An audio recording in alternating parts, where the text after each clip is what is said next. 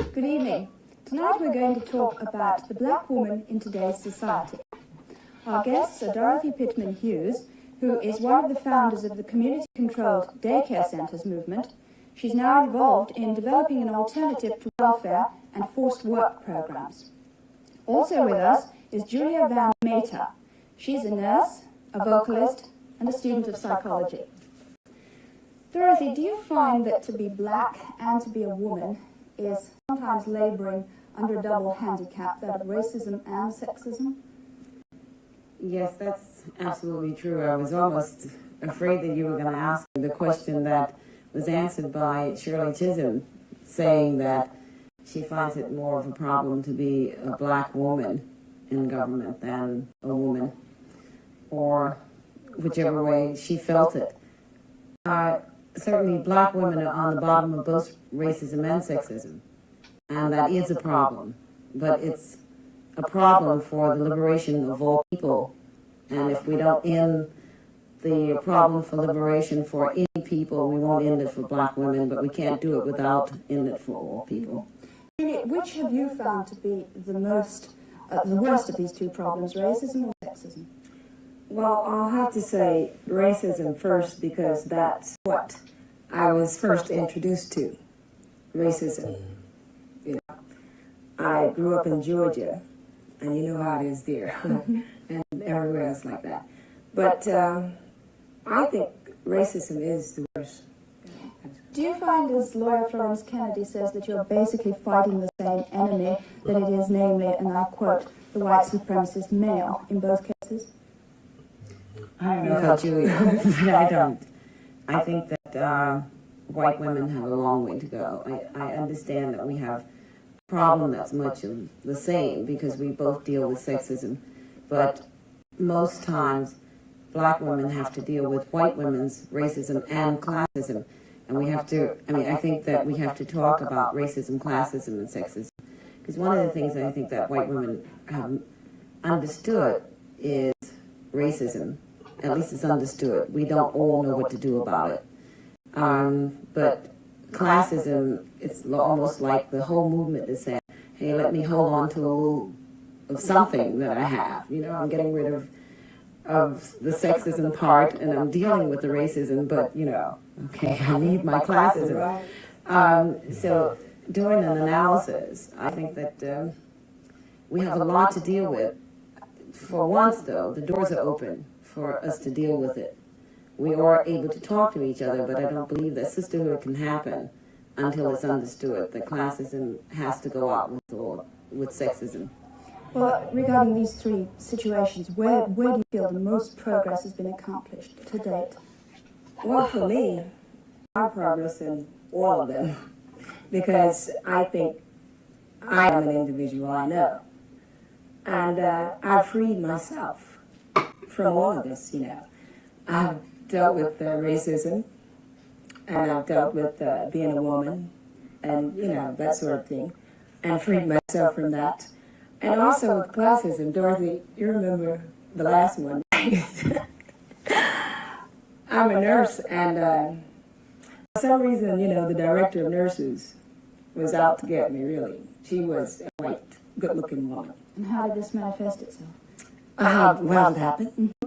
Well, I don't know what was on her mind, you know, but really, I was where I was supposed to be at that time.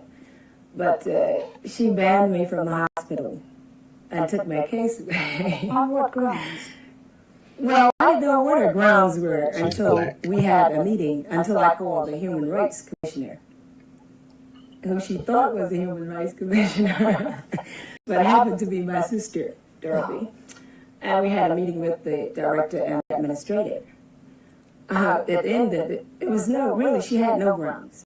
Just, she thought that she, you know, she was the director of nurses, after all, you know, and I'm a mere black nurse. But presumably you both won and you got your job back. Yes. I got a letter of apology from her and a letter to my registry that she banned me in error.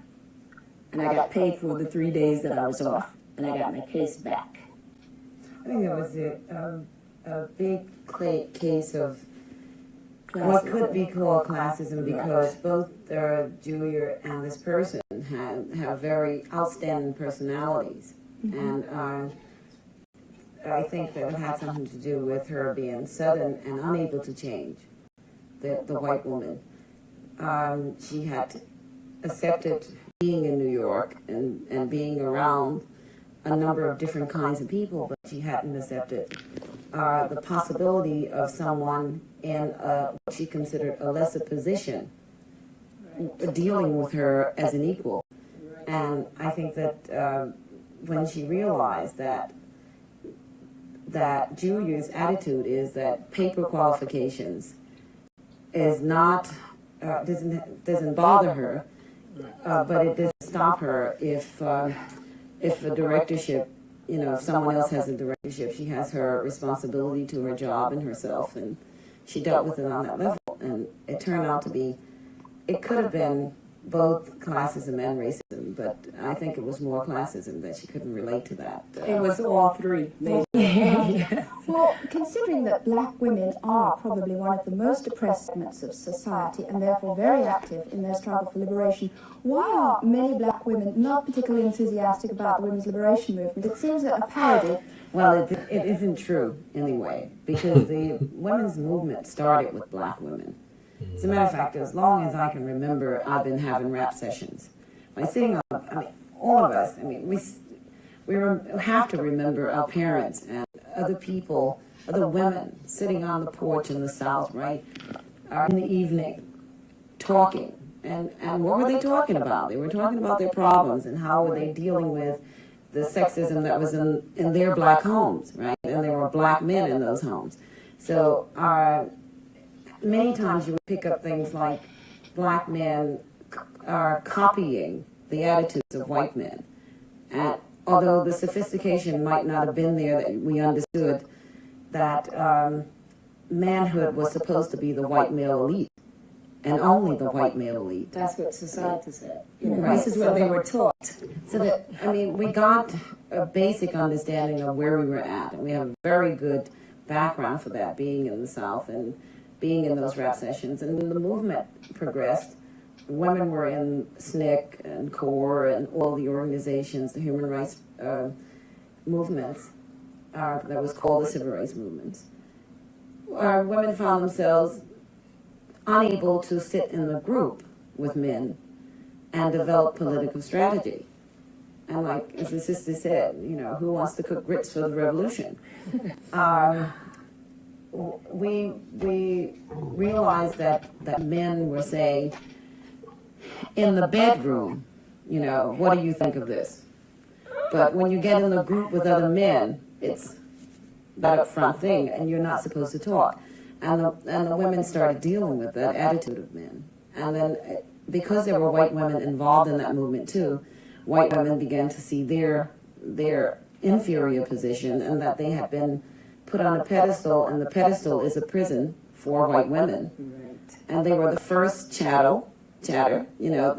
Every group that has been brought into this country has been brought in on the basis of white women's imprisonment by white men, and given the titles of those white women.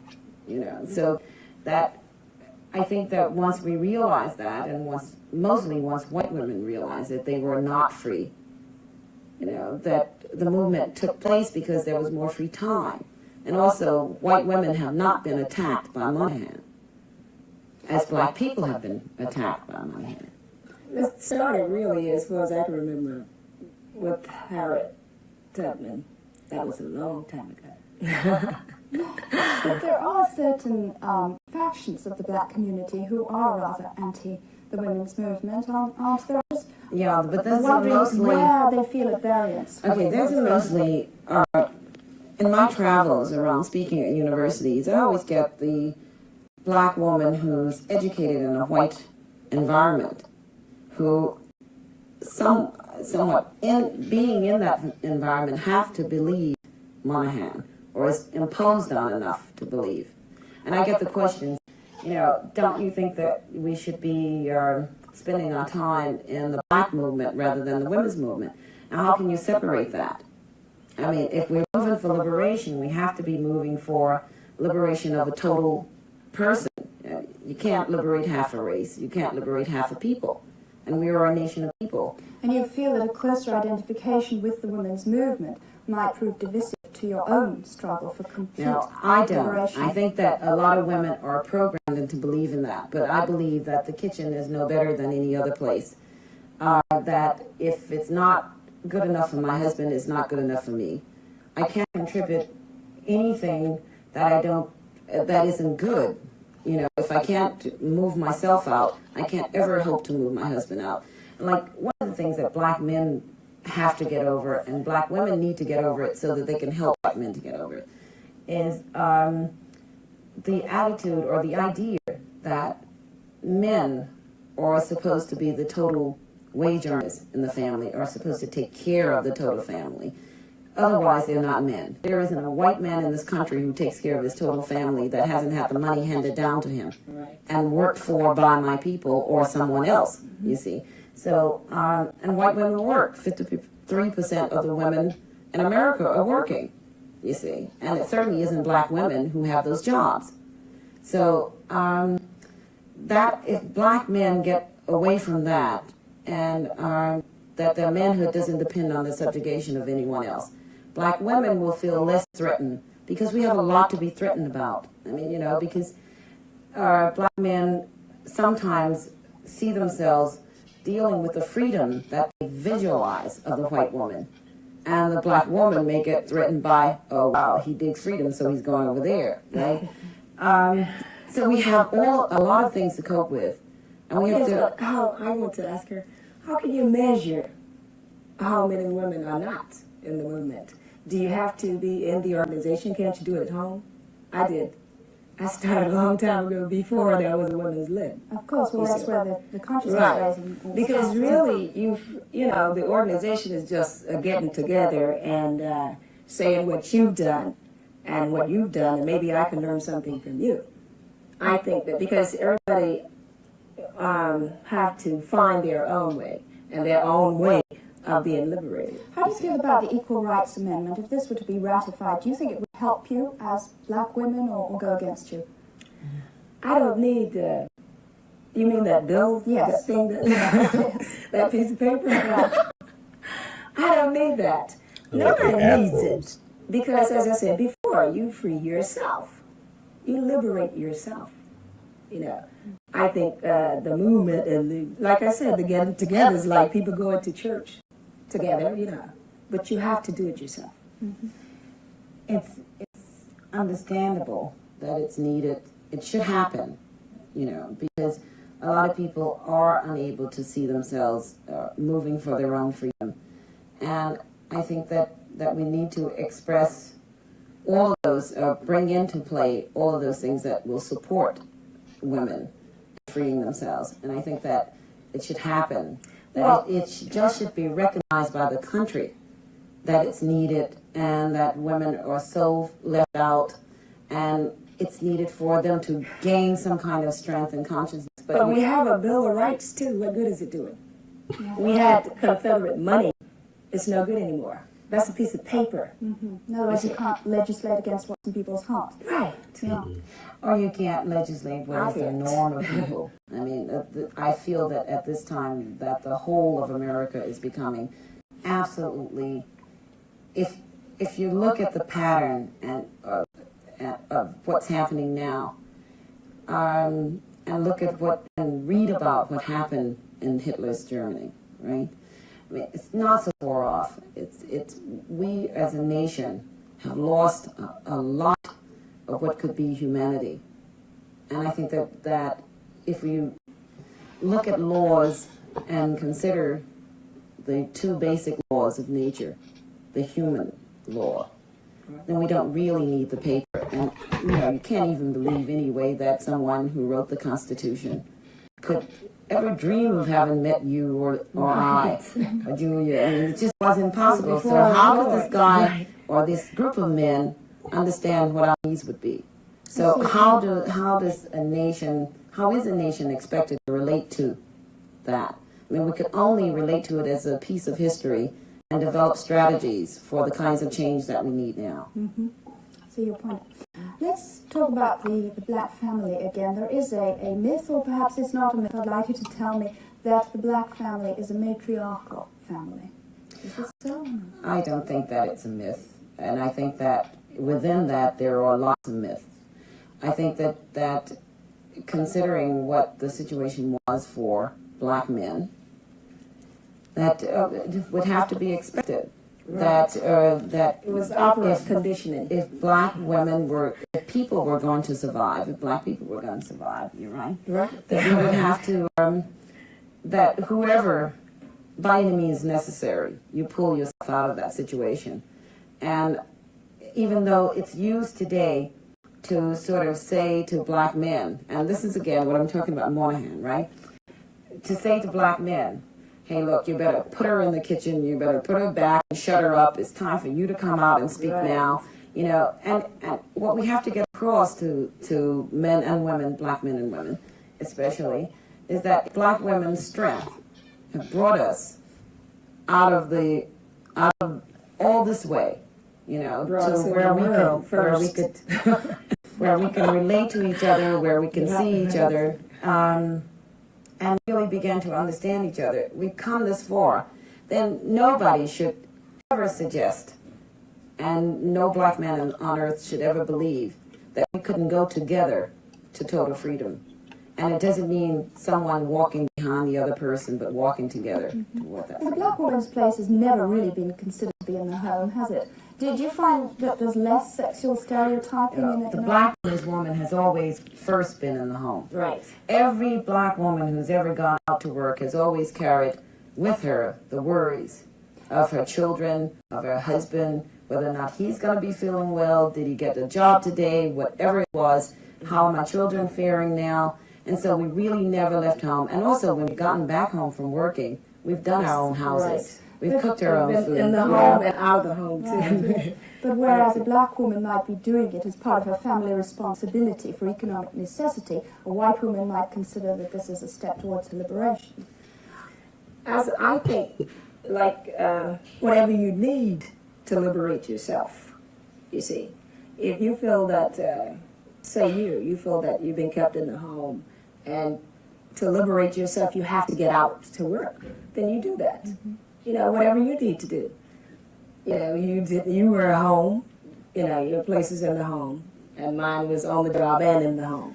I never really knew that white women were saying that. I have a feeling that they were saying that they wanted the freedom to have a choice about whether they were going to be in the home. Because white women never were in the homes. Black women have been in white women's homes. Right. And all that work has been done according to, with an exploitation of that sister who's been in the home, right? Where the husband never offered enough money to pay for what that black sister was doing.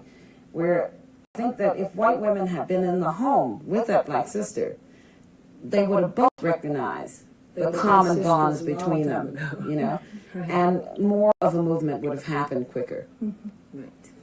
As far as employment is concerned, where do you feel you're most at variance or perhaps in competition with white women? Is it the white middle-class women?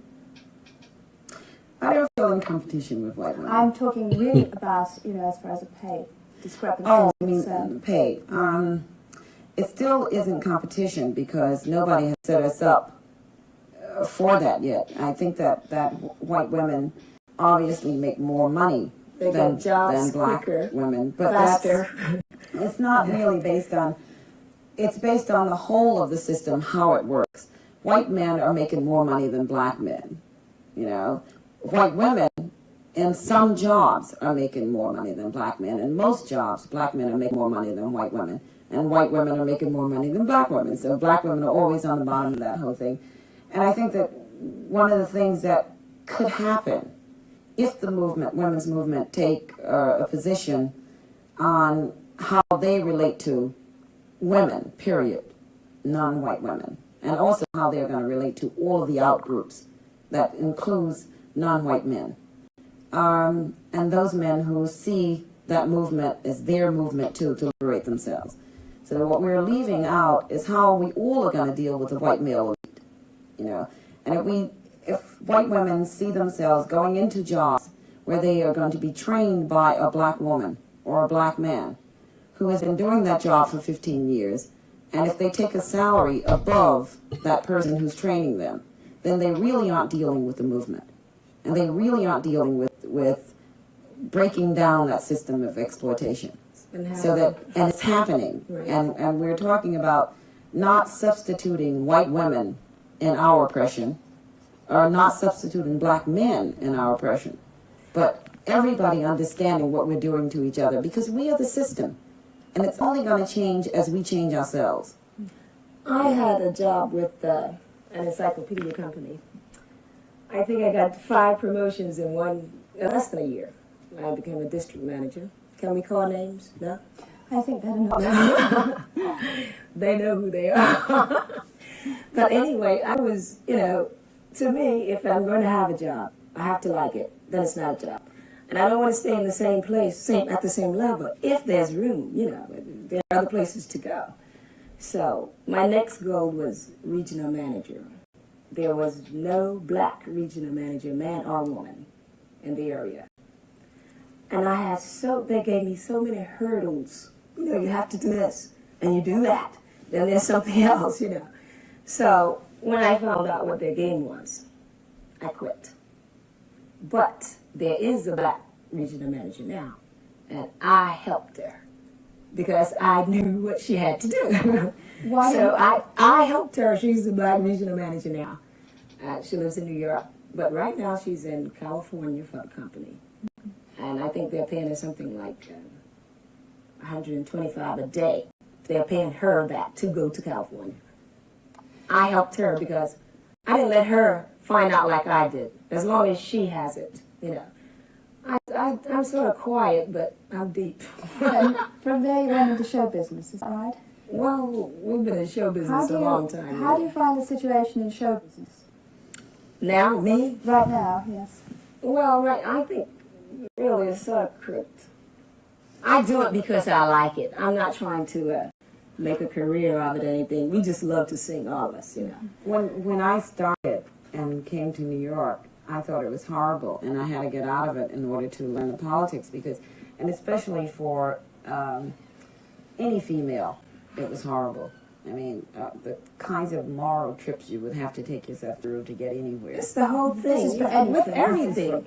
This is for anything. It's with everything. Classism, racism, and you have to get to a point where you do what you enjoy, and you don't. And also, it helps you to understand that you have talents that you came here with, and that you can build on all of them, and you don't have to be hooked into one skill because of an educational system that doesn't understand education. How do you feel about representation of black women in the media? Oh, that's really wonderful. Gloria Steinem and I worked together for a couple of years, speaking around the country. And one of the reasons that you don't see a lot of black women, and as Julia said, I mean, it's not new. One of the reasons is because the media is terribly racist. Right. You actually see more black you just men don't than see these black people. women. Yes, of course you just said that the black woman is on the right, and black men are not getting the kind of things that they should be getting. Obviously, I mean, like you would never see. I mean, 5 years ago, you might not have seen a black man in studio work like this on camera. Right, and today you do see one. Okay, you may in 5 years see a woman if we keep pushing. And she'll be a white woman. And that will have to be a white woman first, so that the patterns are there. And all right, nobody is too upset about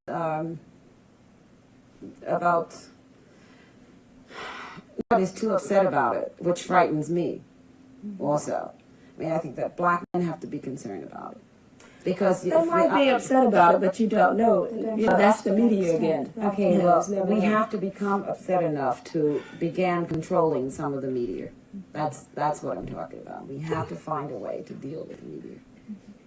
Where people are oppressed over a long period of time, their self-image is very often damaged. Do you find that the black female self-image has been more damaged, perhaps, than the male? I have never seen anything happen to the black female's image. Me. I have seen always a beautiful black woman. I mean, I'm strong. I mean, if you talk about black woman, I think of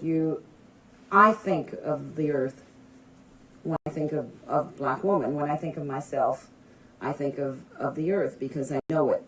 I have lived in it. And the fields that have been plowed and the cotton that's been picked. That's been my mother. My whole life has been built on earth. And I think that there's nothing that can shake that. I mean, there's nothing ever that will tremble black womanhood. Mm-hmm. Well, that's great.